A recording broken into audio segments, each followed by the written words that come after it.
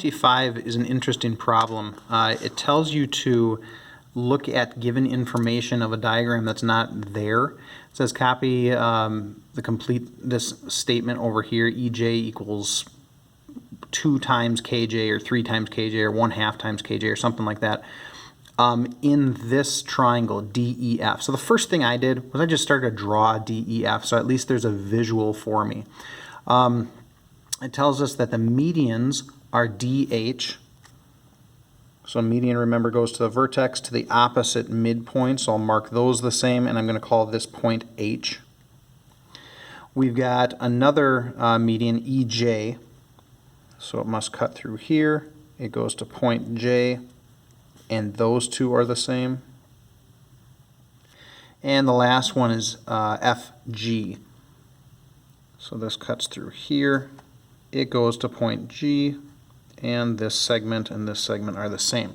And where they meet is the centroid. There's centroid, which we're calling K. All right, so now, without seeing all this, it'd be very difficult to visualize what in the world we're talking about here. But what we're trying to do is compare two of those segments.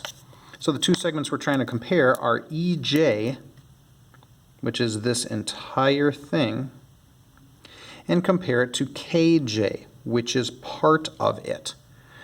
And so here's where we have to remember the 2/3 rule for centroids. The centroid is 2/3 away from the entire length, so 2/3 from the vertex.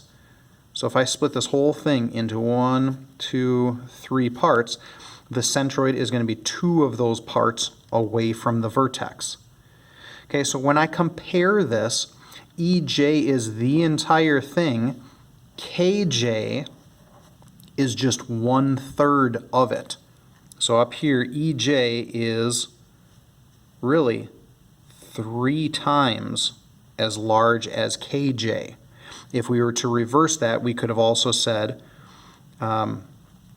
KJ is 1/3 of EJ. Those essentially mean the same thing, don't they?